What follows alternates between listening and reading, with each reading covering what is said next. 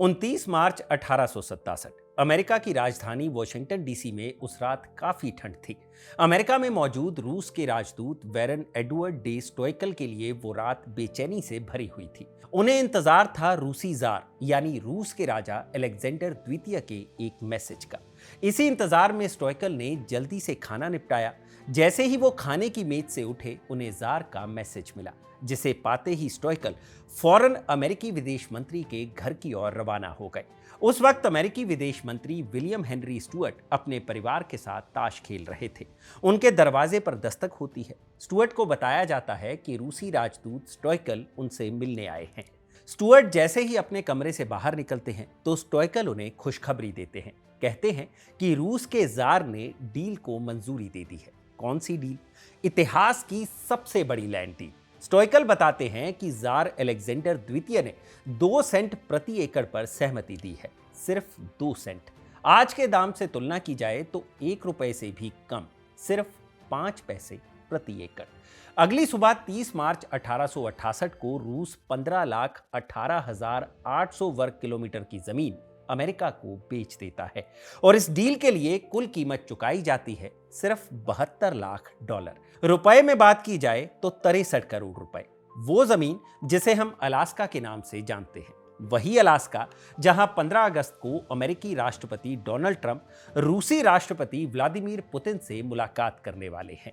इस वीडियो में हम आपको अलास्का की कहानी सुनाएंगे। कैसे सैकड़ों साल पहले रूसी जार के आदेश पर रूस के मछुआरों ने इस जमीन को खोज निकाला था और यहां अपना कब्जा जमा लिया था। कैसे यहां से मिलने वाली खाल, मछली और चमड़े से रूस ने यूरोप में भर भर कर कमाई की थी और फिर कैसे क्रीमिया युद्ध के बाद यह जगह रूस के लिए एक बोझ सी बन गई। और सुनाएंगे कहानी उस वाकये की भी कि कैसे ब्रिटिश आर्मी के डर से रूस को इसे अमेरिका को बेचने पर मजबूर होना पड़ा, वो भी सिर्फ 2 सेंट प्रति एकड़ के दाम पर। और आगे चलकर बर्फ का ये रेगिस्तान अमेरिका के लिए अली बाबा की गुफा साबित हुआ, जिसने अमेरिका को मालामाल कर दिया। दूसरे विश्व युद्ध में ये इलाका अमेरिका का सबसे बड़ा आर्मी बेस बनकर उभरा और आज इसी के दम पर अमेरिका ने एशिया और साउथ एशिया में अपना बिजनेस फैला रखा है। अलास्का अमेरिका के लिए कितना अहम है, उसका अंदाजा आप इसी बात से लगा सकते हैं कि इस एक राज्य की जीडीपी दुनिया के कई देशों से बड़ी हो चुकी है। नमस्कार, मैं हूं भूपेंद्र सोनी और आप देख रहे हैं खबर गांव। इस वीडियो में हम सुनाएंगे आपको कहानी अलास्का की। मध्यकाल से ही रूस का इतिहास विस्तार और शक्ति का रहा है। 9वीं सदी में कीव में रूस की नींव पड़ी थी, वही कीव जो आज यूक्रेन की राजधानी है, जिस पर कब्जे के लिए रूस सालों से जंग लड़ रहा है। 9वीं सदी में रूरिक डायनेस्टी ने कीव से ही रूस की स्थापना की थी। कीव उस वक्त सांस्कृतिक और राजनीतिक केंद्र बनकर उभर रहा था। ये इलाका व्यापार और शक्ति का गढ़ भी था, लेकिन 13वीं सदी आते आते कीव में मंगोलों का आक्रमण बढ़ने लगा, जिससे रूसी राजाओं ने धीरे धीरे अपनी राजधानी कीव से हटाकर मॉस्को में शिफ्ट कर ली। 15वीं सदी तक मॉस्को के जार ग्रैंड ड्यूक इवान तृतीय ने मंगोल शासन को पूरी तरह से खत्म कर दिया और खुद को जार घोषित कर दिया। जार यानी राजा या कहें खलीफा। 16वीं और 17वीं सदी में रूस ने अपने क्षेत्र का तेजी से विस्तार किया। इसकी सीमाएं एक तरफ साइबेरिया के विशाल जंगलों और मैदानों तक पहुंच चुकी थी, तो दूसरी तरफ प्रशांत महासागर तक। रूस दुनिया का सबसे बड़ा राज्य बन चुका था। 1682 में सत्ता संभालने वाले पीटर द ग्रेट ने यूरोप के साथ बिजनेस डील्स को आगे बढ़ाया। पीटर द ग्रेट द्वितीय एक खोजी किस्म के इंसान थे। उन्हें नई जगह तलाशने और वहां तक अपनी सत्ता फैलाने का चस्का था। उन्हें यह पता लगाना था कि क्या साइबेरिया की पूर्व सीमाएं उत्तरी अमेरिका से मिलती हैं या नहीं।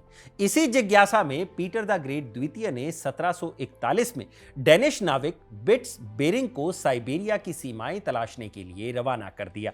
महीनों तक बर्फीले समंदर में यात्रा करने के बाद उन्हें एक किनारा दिखा जो इतना सफेद था मानो बर्फ का रेगिस्तान हो। बेरिंग अपना बेड़ा लेकर तुरंत वहां पहुंचा और फौरन इस नए भूभाग पर रूसी साम्राज्य का झंडा लहरा दिया। यही अलास्का की खोज थी। बर्फ के सुनसान भूभाग में बड़ी मात्रा में समुद्री ऊदबिलाव, मोटी खाल वाली लोमड़ी, भरपूर मछलियां और केकड़े मौजूद थे, जिनकी यूरोप और चीन में खूब डिमांड थी। 1784 तक रूसी फर व्यापारियों ने अलास्का के कोडियक द्वीप पर अपनी स्थायी रूसी बस्ती की स्थापना कर दी, ताकि यहां से मिलने वाली खाल और चमड़े को यूरोप और चीन में खपाया जा सके, जिससे रूस को मोटी कमाई होने लगी। 1799 में यहां रशियन अमेरिकन कंपनी की भी स्थापना हुई, जिसकी मदद से रूस ने अलास्का के सिटका और कोडियक जैसे तटीय इलाकों पर अपना कब्जा जमा लिया।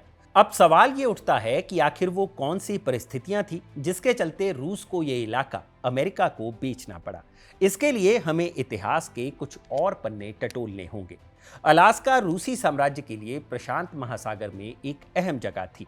यह इलाका व्यापार करने और दूसरे देशों पर राज करने के रूस के सपने के लिए अहम था, लेकिन वहां के व्यापारी काफी खुदगर्ज थे। उन्होंने ऊद बिलाव और लोमड़ियों के शिकार के लिए अलास्का की स्थानीय जनजातियों को जबरदस्ती काम पर लगा रखा था, यानी उन्हें अपना गुलाम बना रखा था। 1802 तक जनजातियों का सब्र टूट गया और उन्होंने रूसी व्यापारियों और उनकी बस्तियों के खिलाफ बगावत कर दी। हालांकि 1804 में रूस ने फिर से इस इलाके पर कब्जा कर लिया।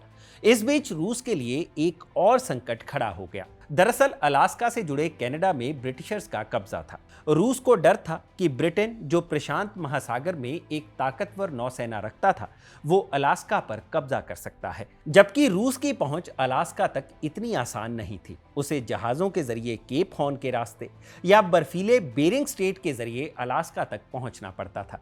ऐसे में रूस को यह समझ आ गया था कि अगर भविष्य में अलास्का को लेकर युद्ध हुआ तो वो अपने इलाके की रक्षा नहीं कर पाएगा। ये सब तो चल ही रहा था। ऐसे में ताबूत में आखिरी कील ठोंकी 1853 में शुरू हुए क्रीमिया युद्ध ने। भले ही रूस अलास्का को लेकर असमंजस में था, लेकिन बाल्कन देशों पर अपने कब्जे को लेकर वो काफी महत्वाकांक्षी था। उसे बुल्गारिया, रोमानिया, मोल्डोवा और क्रीमिया पर नियंत्रण चाहिए था, जो उस वक्त ऑटोमन साम्राज्य का हिस्सा थे। मुस्लिम बहुसंख्यक ऑटोमन साम्राज्य में ईसाइयों की रक्षा करने की रूसी जार की इच्छा ने क्रीमिया युद्ध को जन्म दिया। जुलाई 1853 में जब रूस ने रोमानिया पर आक्रमण किया तो तुर्की ने युद्ध की घोषणा कर दी, जिसमें रूस के खिलाफ उसका साथ देने ब्रिटेन और फ्रांस आगे आए, क्योंकि ये देश ब्लैक सी में रूसी सेना की बढ़ती ताकत को खत्म करना चाहते थे। 3 साल तक चले इस क्रीमिया युद्ध का अंत 1856 में पेरिस संधि के साथ हुआ, जिसमें रूस को मुंह की खानी पड़ी। इस हार से रूस की माली हालत काफी कमजोर हो चुकी थी। खजाने खाली हो रहे थे। 19वीं सदी के मध्य तक समुद्री ऊद बिलाव के अत्यधिक शिकार के चलते उनकी आबादी भी कम हो चुकी थी। रशियन अमेरिकन कंपनी, जो अलास्का की आर्थिक रीढ़ थी, वो भी घाटे में जा चुकी थी। ये कंपनी भी रूस द्वारा दी जा रही सरकारी सब्सिडी पर डिपेंडेंट थी। कुल मिलाकर यूरोप और चीन से माल कमाकर देने वाला अलास्का 19वीं सदी के मध्य तक रूस के लिए बोझ बन चुका था। ऐसे में जार अलेक्जेंडर द्वितीय और उनके सलाहकार, खासकर ग्रैंड ड्यूक कॉन्स्टेंटीन ने अलास्का को बेचने का फैसला किया। उनका मानना था कि रूस को अपने संसाधनों को एशिया में नए क्षेत्रों और सुधारों पर केंद्रित करना चाहिए। अलास्का को बनाए रखना न केवल महंगा था, बल्कि ब्रिटिश खतरे के कारण रणनीतिक रूप से जोखिम भरा था। कॉन्स्टेंटीन का मानना था कि अमेरिका ब्रिटेन का प्रतिद्वंदी है। ऐसे में अलास्का को अमेरिका को बेच देना चाहिए, ताकि ऑलरेडी कनाडा में मौजूद ब्रिटिशर्स के प्रभाव को कम किया जा सके। उस समय अमेरिका अपने देश की हदें पश्चिम से लेकर पूर्व तक फैलाने की कोशिश में लगा हुआ था। उसने 1803 में लुइजियाना खरीदा, फिर 1845 में टेक्सास को अपने साथ मिला लिया और फिर कैलिफोर्निया समेत कई इलाके मेक्सिको से छीन लिए। अब अमेरिका की नज़र प्रशांत महासागर वाले इलाकों पर थी, क्योंकि ये जगहें व्यापार, नौसेना और ज़रूरी संसाधनों के लिहाज से काफ़ी अहम थी। ऐसे समय में रूस के राजा यानी जार अलेक्जेंडर द्वितीय ने मार्च 1867 में अमेरिका में मौजूद अपने राजदूत स्टॉयकल को अलास्का बेचने की जिम्मेदारी दी। स्टॉयकल ने उस वक्त अमेरिका के विदेश मंत्री विलियम स्टुअर्ट से बात शुरू की। स्टुअर्ट अमेरिका के विस्तार का बहुत बड़ा समर्थक था। उसे लगता था कि अगर अमेरिका अलास्का ले लेता है तो वो प्रशांत महासागर में अपनी ताकत बढ़ा सकता है और साथ ही जापान और चीन से व्यापार करने के लिए एक अहम रास्ता मिल जाएगा। मार्च 1867 में अलास्का को लेकर दोनों देशों के बीच गोपनीय बातचीत शुरू हुई, क्योंकि अमेरिका और रूस नहीं चाहते थे कि ये बात अंग्रेजों तक पहुंचे और वो इस डील में कोई रुकावट डाले। शुरू में रूस के जार अलेक्जेंडर द्वितीय ने अलास्का की कीमत $50 लाख तय की थी और अपने राजदूत स्टॉयकल को यह सौदा करने को कहा था। लेकिन जब अमेरिका की दिलचस्पी ज्यादा दिखी तो रूस ने दाम बढ़ाकर $72 लाख कर दिए। थोड़ी बहुत बातचीत और सौदेबाजी के बाद 30 मार्च 1867 को दोनों देशों ने एक ऐतिहासिक समझौते पर साइन कर दिए। ये दुनिया की सबसे बड़ी जमीन की खरीद फरोख्त में से एक समझौता था। फिर 18 अक्टूबर 1967 को अलास्का के सिटका शहर में रूस का झंडा उतारकर अमेरिका का झंडा फहरा दिया गया। लेकिन अमेरिका के लिए यह डील कोई आसान डील नहीं थी। उस वक्त इस डील को लेकर काफी आलोचना भी हुई। स्टुअर्ट को अमेरिकी संसद में विरोध का सामना करना पड़ा। असल में उस वक्त अमेरिका के राष्ट्रपति एंड्रयू जॉनसन के खिलाफ महाभियोग की प्रक्रिया जारी थी, जिसके चलते इस सौदे को मंजूरी देना भी मुश्किल हो गया था और रूस को भी भुगतान में देरी हो रही थी। दूसरी तरफ अमेरिकी अखबार भी इस डील की जमकर आलोचना कर रहे थे। तब अखबारों ने अलास्का को बर्फीला बंजर इलाका कहा था। आलोचकों का मानना था कि अलास्का ना तो आर्थिक रूप से और ना ही रणनीतिक रूप से अमेरिका के लिए अहम है। लेकिन ये सब आलोचनाएं जल्द ही खत्म होने वाली थी। डील के महज एक साल बाद 1868 में अमेरिका ने रूस को पूरे $72 लाख की पेमेंट कर दी। ये पेमेंट सोने के सिक्कों में की गई थी। इसके बाद अमेरिका की किस्मत चमक उठी। 1896 में अलास्का में गोल्ड रश शुरू हुआ। इस इलाके में बड़े पैमाने पर सोने की खोज हुई। फिर 20वीं सदी में प्रूडो बे में विशाल तेल के भंडार मिले, जिसने अलास्का को अमेरिका के लिए सोने की खान बना दिया। यही नहीं, अलास्का में मिलने वाली सैल्मन मछली और केकड़े के व्यापार से भी अमेरिका को खूब लाभ हुआ। 1941 में जब अमेरिका की द्वितीय विश्व युद्ध में एंट्री हुई, तब अलास्का ने खुद को रणनीतिक रूप से भी साबित किया। रूस और आर्कटिक इलाके की निगरानी के लिए अलास्का एक अहम चौकी बनकर उभरा। यही नहीं, जब 1942-43 में जापान ने अलास्का के एल्यूशियन द्वीपों पर कब्जा करने की कोशिश की, तब भी अलास्का के बेस के जरिए अमेरिका ने जापानी कोशिशों को नाकाम कर दिया।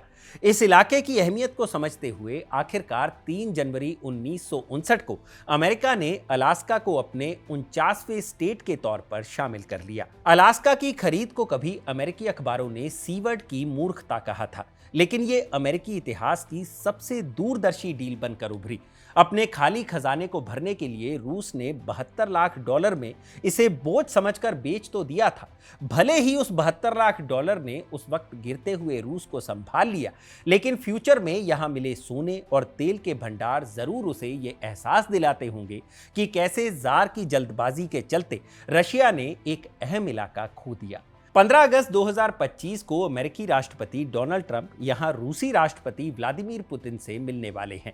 पुतिन के ऑफिस ने कहा है कि अलास्का सबसे अच्छी जगह है क्योंकि वो रूस के सबसे करीब है। लेकिन कहीं ना कहीं रूस के वैभव को फिर से हासिल करने की कोशिश में लगे रशियन प्रेसिडेंट पुतिन को अलास्का के रशिया के हाथ से जाने का मलाल तो जरूर होगा। अब देखना यह होगा कि अलास्का में होने वाली दोनों राष्ट्राध्यक्षों की इस मीटिंग का कोई नतीजा निकलता है या नहीं। इस वीडियो में फिलहाल इतना ही। इस वीडियो को लिखा था मेरे साथी हिमांशु ने। अलास्का के इतिहास को लेकर आपको ये जानकारी कैसी लगी, हमें कमेंट सेक्शन में ज़रूर बताएं। और जानकारी से भरे ऐसे ही और वीडियोस देखने के लिए सब्सक्राइब करें हमारा चैनल खबरगांव। शुक्रिया।